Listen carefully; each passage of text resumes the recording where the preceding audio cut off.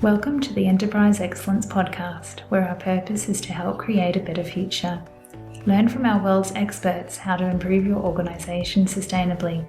Learn how to achieve and sustain an excellence journey for yourself, others, and the planet. And I'm your host, Brad Jevons, coming to you from Brisbane, Australia. We are proudly brought to you in association with SA Partners, a world-leading business transformation consultancy. SA Partners are a truly purposeful company focused on helping organisations achieve sustainable improvement for themselves, others, and the planet. Welcome to episode 51 of the Enterprise Excellence Podcast. It is such a pleasure to have Mr Glen Panoho on the show with us today. Glen played prop forward for one of the world's greatest rugby teams ever, 1998 to 2003 with the Australian Wallabies. Glen now leads culture and safety with a leading civil construction company in Australia. I am so looking forward to this conversation covering excellence in sport and business. Let's get into the episode. Glen, thank you so much for joining us today. Thanks, Brad. It's a pleasure to be here. Yeah, Glen. It's mate, I remember watching you many a time growing up, and it's so great to be able to connect on this side of business to help others at the moment, mate. Yeah, it's a bit weird. It's a bit weird when you get an intro like that because you sort of forget what you're a part of, and I suppose as the older you get, the nicer it becomes. You know what I mean? So, it was good times, mate. It was good. It was a hell of a journey, that's for sure. It was good fun. Really good fun. Yeah, you gave me some of the biggest thrills and moments in sport that I've ever had in my time watching sport.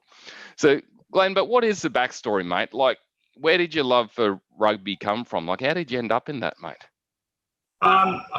It's sort of it's a pretty simple story, really. I was born young as 5 boys in New Zealand, and we lived up in Playa in the Bay Islands, which is a beautiful part of the world. And like all New Zealanders, you grow up with this love for rugby. It's part of your community, it's part of your bloodstock, and all you want to do is.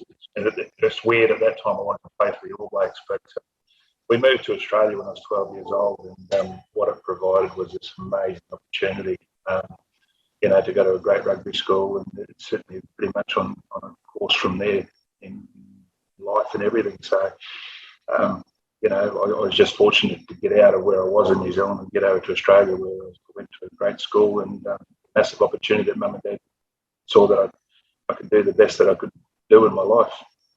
Yeah, it certainly was, mate. Like I've had a nephew that went to that school too. We're talking Nudgee, aren't we? It's a good. Yeah, we are talking Nudgee, and it's a proud rugby school, and I didn't quite grasp what it was all about when I got there. It was this amazing school.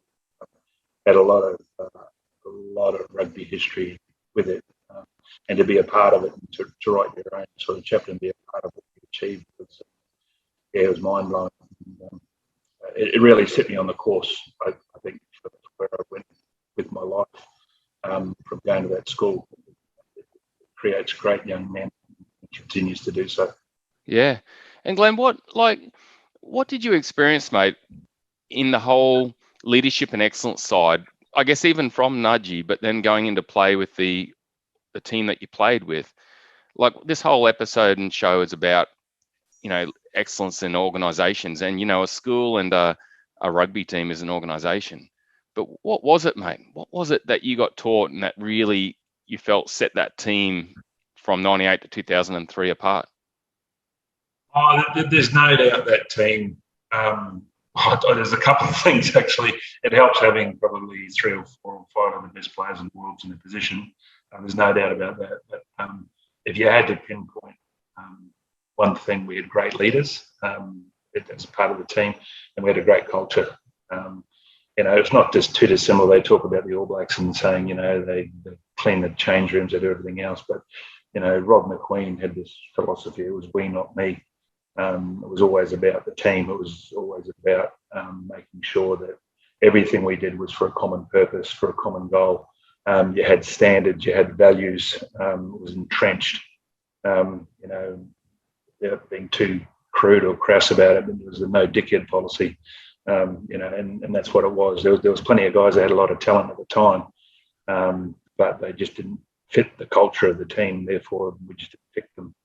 Not that me didn't pick them, but the powers that be just said, no, you're not going to fit into what we're trying to achieve, and that set the course. And another thing too is we just had a lot of competition for spots were very strong in a lot of positions. So, but it definitely came down to setting that tone from the leaders, from the head, right at the top of the head of the organisation, right through to the leaders. We had strong leaders: John Eales, Tim Horan, George Gregan, Dave Wilson. There was just these magnificent leaders in the team that set the culture and set the values that we stood for. Wow. And so really summarising it, Glenn, what I heard is you said that you had a we, not I culture, and there was a clear set of values and principles, or, purpose and goals that were just owned and led by, it sounds like really anyone in the team, because you named about 5 people, and I know yourself exudes that too. It sounded like there was a lot of informal leadership leading that as much as the senior coaches and leaders. Yeah, very much. Well, you picked for that type of person in the team, so it was very much like for like. You still have the opportunity to be yourself and grow, but it was more about having that common goal of what we wanted to achieve. There was very, very clear, I suppose, missions, purpose. When you move into business, you have these catchphrases that sit with what you'd learned in sport at the time. So, when you've got everyone heading in the same direction, it's very simple.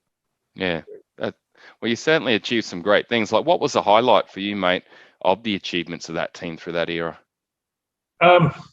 It is. I think the '99 World Cup was obviously, it's amazing. You look back on your career now, and I had so many highs and so many lows. Injury plagued me a fair bit in terms of things, and in times, I was supposed to get my first run on in France, and I tore my calf in the lead-up game, France A, and supposed to play at Stade de France in '98, and that postponed things. But things happen for a reason. But I think there's no one achievement in it. Like, if you go through, and it's really weird looking back on it now, but '98 we had the Bledisloe 3-0, which I think we were the first Australian team to do. It was the '99 World Cup that we won. There was one of the greatest games we ever played in was at Stadium Australia in 2000, when we actually lost to the All Blacks in that last minute when John Lomy scored in the corner. It's the first time I've ever walked off the field, apart from being absolutely pissed off we'd lost.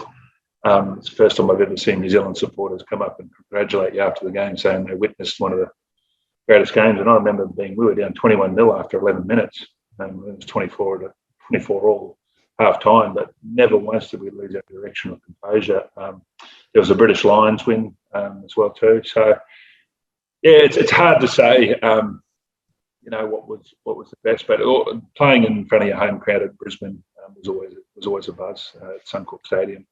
It's hard to imagine, but back then the crowds were phenomenal, and the people were just brilliant supporters, everything. Yeah, you certainly, and you had a lot of Queenslanders in the side too, which was a few of them, wasn't there? Yeah, no, there was. I was very fortunate. I played a lot of sort of one state, one club, sort of at a brief soiree there somewhere else when Dad was coaching. But we had it was just a journey where we played with these guys, and basically you just knew instinctively who they were, where they were doing, and sort of what page they were on. So yeah, nice. Yeah. So Glenn, I know you and I caught up on business side of things, and I really enjoyed the conversation when we had it, just hearing how much you've taken from your learnings of leadership and best practice in sport and then brought it across to now in the business world. And, you and I caught up and had that conversation. It was just amazing. I gained as much as anything else. Mate, what are those key elements when you talk culture and safety and everything that you're leading within the civil industry? What are those key elements that you think really cross over? It's really weird because I think this has got a hell of a lot to learn from sport, especially played at the elite level. The difference with sport at the elite level is you've got motivated people that really do have a common goal. So you're not so much focused on motivating people to be at the best, because elite sports team, you're looking at the 1%ers and it's brutally competitive. You've got to be at the top of your game, and you're always playing with motivated.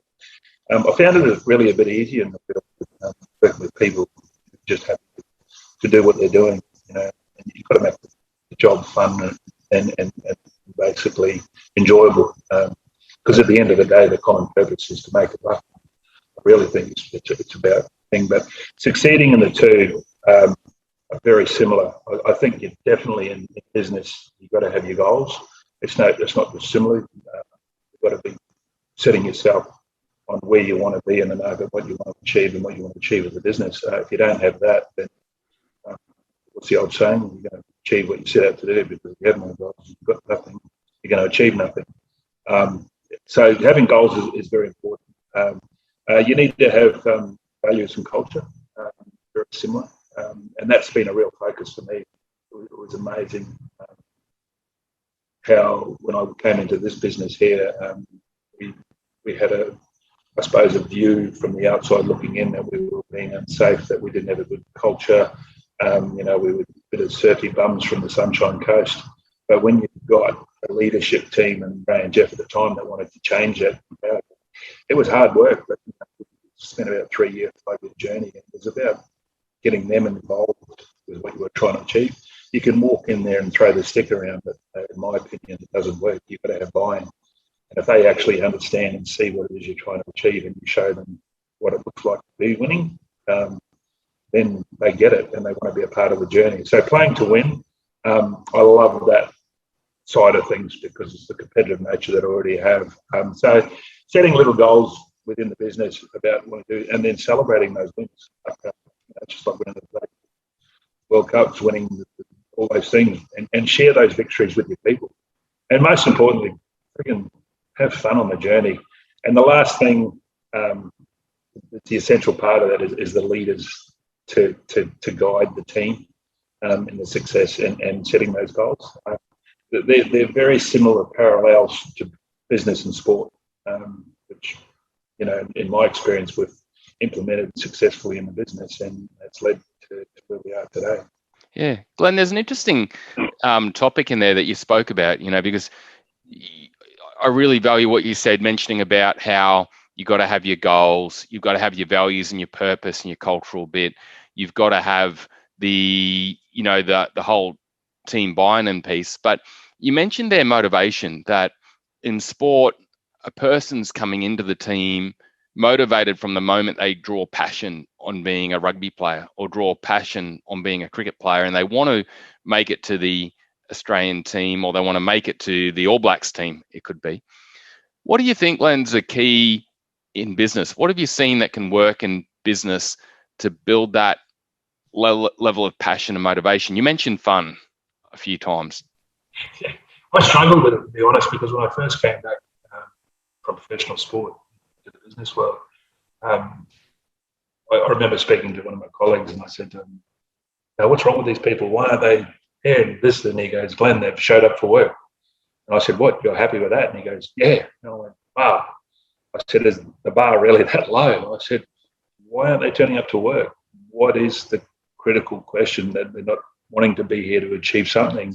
And just in my experience anyway, it was because we didn't include them as part of the team, and we didn't show them what they were a part of to make us great or better. Inherently, some people might need to be shown that, and they don't feel that they're valued in whatever way. So it's, in my opinion, it's just about getting the best out of people that they can be, and not everyone will be the ultimate, sportsman. Not everyone will be whatever, but if they can be the best they can be, and you can have a bit of fun along the way, it goes a hell of a lot. But you've got to create that. You've got to work on it. It's the little things. When I started in this company, we had 120 to 160 people. I knew every single person in the business. I started off as a safety advisor, which at the time I didn't know what that involved, but basically it was the lowest rung in the ladder, and you were hated when you walked onto site. But I didn't know that, and I didn't know any better. And I just walked around happily saying hello to everyone and just getting to know them. I got told to piss off a few times. What are you doing on my site? But pretty soon they learned whether you were genuine or not genuine, and they found out that you were actually genuine when you actually cared about them. You got to know their names, you got to know their wives' names, the kids, the dog, and you were genuinely there to say hello and care about their well-being. They actually wanted to engage with you, and that engagement Can't lose that. We're at 700, nearly 800 strong now. Sad to say, I don't know everyone in the business, but we've got a fair fry, but we can never lose that personal touch, in my opinion anyway. Go to enterpriseexcellencepodcast.com/downloads to download a strategy and cultural deployment how-to guide. Please like, subscribe and share this podcast to help others gain insights and create a better future. Let's get back into the episode. Yeah, it's quite an interesting topic because I think when you think about a rugby or a sporting team, of course, the players are going to be involved and there's going to be a lot of collaboration because you've got, the players are experts, aren't they? Like when you went in as a prop forward, you were an expert as a prop forward. But I'm guessing sometimes in business, maybe we lose that touch to know that the people we have on our front line, they're experts too in what they do. And the more we can involve them, is what you're saying, build trust and that connection and involve them in the business goals, direction, challenges, and create that teamwork. That's the secret. It is. And with that trust, I suppose, becomes anyone that hasn't been involved in an environment like that becomes the concern or worry that someone's going to go rogue on you. But it's not until you actually understand the power of involvement, consultation, and then handing over. Like as you become a bigger, you can't be across everything as you move. Business becomes stronger. You have to rely on the great people. But to rely on those people, you have to have strong leaders that understand that. My own direct report, Ray Shadforth, said to me, Glenn, you've got to do it and train people so you're out of a job. And I never got that. I could never understand what he was getting to, but it's about basically training those underneath to do the job, allowing them to do their job and supporting them to do their job. You're just a mere facilitator by that stage. You should be wanting them to be better than you. You should be encouraging them. You should be supporting them to be better than you. And then you should be out there talking to people like yourselves and others that are going to help you grow and be better at what you do, because that's what we were given at the elite sport. Without knowing it, we were the most competitive, most elite. But, we had amazing people coming and speaking to us. We were looking for that 1%. We were looking for that 0.5%. We were inherently that competitive. If someone was doing a session or a gym session, you'd go out and do another one behind everyone's back. It was just that competitive. But it's not too dissimilar, but it's not for everyone when you get to business of that size. You've got to appreciate their priorities are different. But you want the best out of them. But you've got to give them that environment where they can be the best they can be at what they want to be. And that's huge, mate. I think you've just given us the second key insight here. And I've heard it from another guest too, Peter Hines. So if I summary, mate, we're going, okay, involve your people in the business and help them set up, help them be involved and help them create their own footy field in a way, create their own goals and their own link to the purpose and link to the values and link to everything in the team to create that trust and teamwork. And then the other thing, it's create a constant learning culture is what you're saying, that constant, how do we improve in the direction that we want to improve and help people improve and develop it for the business, but also for themselves. Is that right, Glenn? Yeah, 100%. And it's very much, there's lots of things there. There's the employee engagement. It's giving them a better employee experience. It means different things to different people. Do you understand what I mean? So that's the difference. I think sometimes we get too caught up in potentially what we think is the right way to do things when it's the furthest from the truth. You don't know what their background is. Getting employee feedback and actually understanding where they want to be, but at the same time, they have to be respectful of where you're heading as a business too. Anyone that's ever left this business, they're your best advertisers for you. And some people, we just don't have the space for them to grow, to be better than what they are. But what you do want them is going to the next job and saying, hey, listen, that company, that Shadforth, man, they're amazing people. They got us to be the best we could be, and we just couldn't go any further. But I'd recommend anyone to go and start in that company, And by the same token, you want to be able to still provide your people as they grow in your business, the ability to get better. And that's what it should be all about, in my opinion. So, Glenn, in essence, mate, you're saying we're talking two things here. It's involve them and then help them develop and grow for themselves and for the business. Yeah, absolutely. The two parts that I find is very much understand what they want to do to grow as people and what goals they have. It's no different from, I suppose, life. But, if you look at how much time they spend at work and how much part of the life it is, they're really extended family in terms of what they do. It's taken me a fair while to understand that because, each of us have different perceptions, but it comes through learning, in my opinion, and dealing and listening to good people share their experiences and talk about how to get the best out of people, get the best out of yourself. I think that's amazing insights, mate. Like, especially when you talk about that difference from sport to business, because I've heard that said before, oh, Brad, people in sport, they're naturally motivated. They want to be the best. They want to be in that team. But like you say, mate, every employee is putting most of their daily waking life into work. And so if you can take away those two tips that you're giving all our listeners, which is, well, involve them in the journey of the work and involve them in the business, and then understand where they want to grow and develop as a person, but also how that links to the business, and then train and develop them constantly, you're going to get uplift, aren't you? Oh, well, that's the goal. It's not easy. It sounds easy, I promise you, but you learn every time. But I think as you get bigger as a business, you are protected a hell of a lot by your processes. And then again, the difference between being a 150 people business to a 300 to a 600 to an 800, there's a lot of safeguards that will be put in there, that's for sure. Yeah. I'm guessing too, Glenn, on that, your frontline supervisors become key, don't they? Like they're the ones that are out there with teams all over the place, I'm guessing. I couldn't agree with you more. That's exactly what it is. 100%. Yeah. The frontline are your key. Yeah. Yeah. Hey, Glenn, who are some people who have inspired you along the way, mate, with this knowledge that you've got? Like this conversation we're having is amazing based on both sport but business. But who have been those people that have inspired you with that? Man, I get asked that question a lot. There's a couple of key points in my life where I came in really inspired. One was, I remember my dad pulled me out of bed when I was 7 years old, and it's so clear even today. He pulled me out of bed to watch the All Blacks play Wales at Carter Farms Park in 1977. I think it was 1977 or 1978. I think I was about 7 years old, and I watched Andy Hayden jump out of the line out at the last minute, and Brian McKechnie kicked the goal to win the game. And I just sat in my head and I said, I want to do that. I want to go and play at friggin' Carter Farms Park. As it turns out, it was where they won the World Cup in '99. But I remember going over there about 3 years earlier, playing. I was standing at Carter Farms Park and I rang my dad. Didn't have mobile phones then. But I rang him on the phone. I said, Dad, I said, you'll never guess where I am. I said, I'm standing at Carter Farms Park.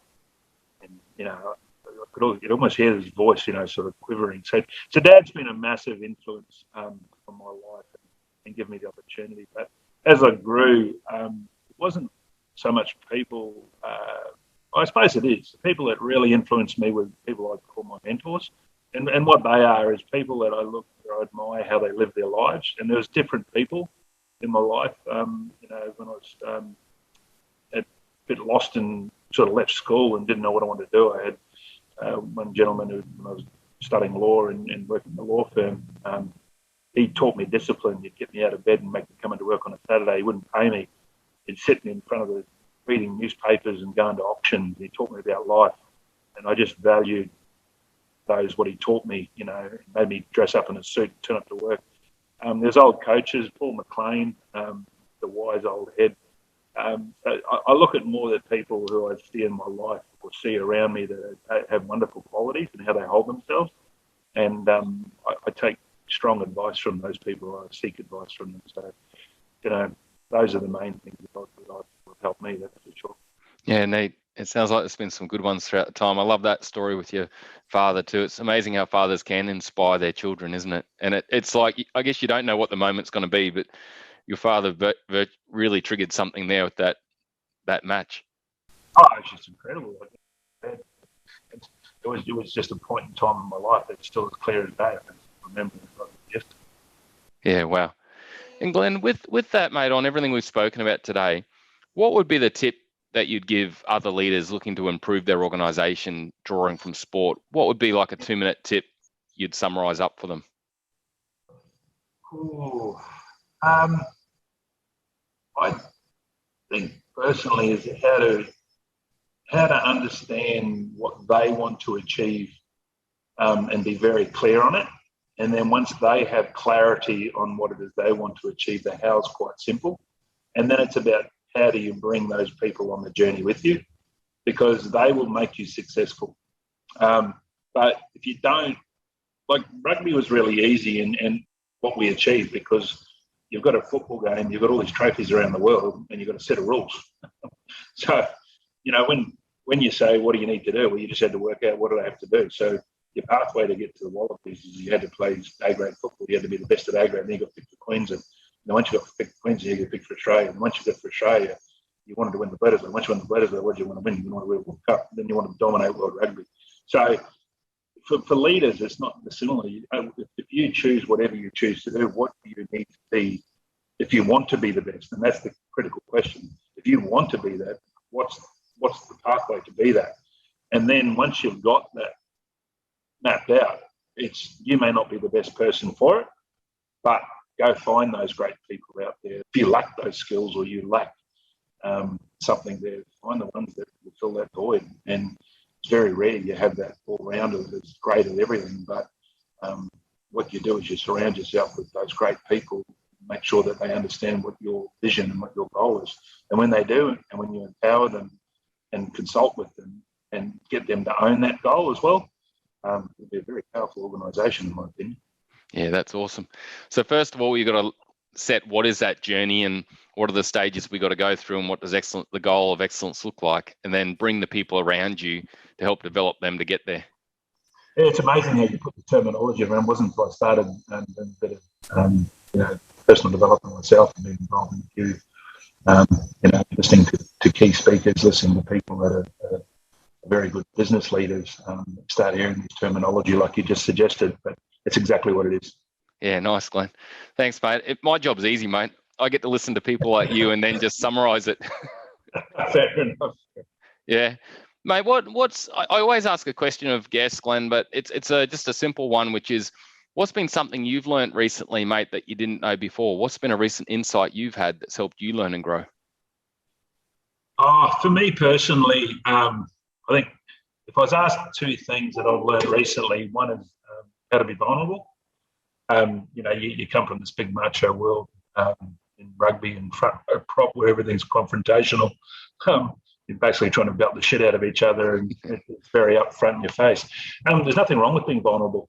With 3 daughters, and that's been testing, to say the least. And I think the other thing that I lacked a hell of a lot of was empathy, and emotional intelligence. I mean, I know they're all catchphrase words and everything, but just understand that there's a lot of stuff going on in the world out there, and it's amazing how empathetic you can be to people's situations and other situations within the business. And that's just for me personally. They were 2 things that I feel I lacked, and I had to work on pretty hard. And I feel a hell of a lot better for it. That's for sure. It's amazing advice, mate. And you hear how much is happening in even sport with that side of vulnerability and empathy at the moment. I don't know if Richmond. You hear Richmond's tale and what Ash Barty's just done based around. That was amazing. Unbelievable. You gotta love it. Oh, she's just an inspiration. At 26 years, is she 26? Oh, I don't know. She's young. She's young. For her to have that insight, the words she spoke about it, I would never. And I just thank her for the way she holds herself. I look at her and how she's holding herself, and I look at how those clowns are acting, in other sports, with the way they're breaking COVID breaches and that. I just go chalk and cheese. If you want to know how to hold yourself and be a winner and how to stuff things up for other people and create a bad culture, there's chalk and cheese right there. Yeah, she's a real got a good head on her shoulders, Ash Barty. And I know too, mate. I listened to a podcast on the weekend of someone who's helped her, and she's actually, even though she's so strong and we look at her, she's so amazing, she has constantly sought development from what I've read and heard. Like, she's not someone who's sitting on her laurels going, I've got it now. She's constantly learning and developing and seeking help. You don't win Grand Slams by not being motivated, I promise. Yeah, I bet. It's amazing. Well, Glen, mate, I really appreciate the time and you sharing knowledge to help us create a better future, mate. It's been an amazing episode. But how can people reach out to you if they've got a question, Glen? Is there a way that someone, if they have got a question, can reach out? Well, listen, I'll through chat, no problem at all.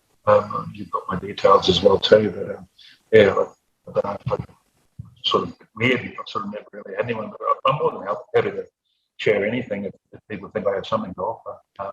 It's one of those things you always just want to see people be the best they can be. So yeah, they can definitely get a hold of me through Sheffield's on the Sunshine Coast, or by email or by phone. You've got my details there, so if you want to pass them on, I've got no problems at all. Thanks, Glen. Well, Glen, thanks so much, mate. I really appreciate the time and everything you're doing, mate. And thanks for helping us create a better future. It's been fun. Thanks, Brad. And, cheers, mate. What a great episode. Remember, you can go to our website, enterpriseexcellencepodcast.com/downloads to download a strategy and cultural deployment how-to guide. Please like, subscribe, and share this podcast to help others gain insights and create a better future. The key takeaway for me from this episode was the commonalities between achieving excellence in sport and business. Glen has experienced both. When you think about it, both involve humans, both are competitive situations, both are won or lost by teams. The important aspect for me in business is how we help frontline teams form their field of play, reason for playing, challenging goals, and visual scoreboard as any team would have in sport. If we can help these teams align this field of play to the strategic direction for the organisation, that is powerful. Thanks again for everything you have done in sport and continue to do in business, Glen. Thanks for helping us create a better future. Bye for now.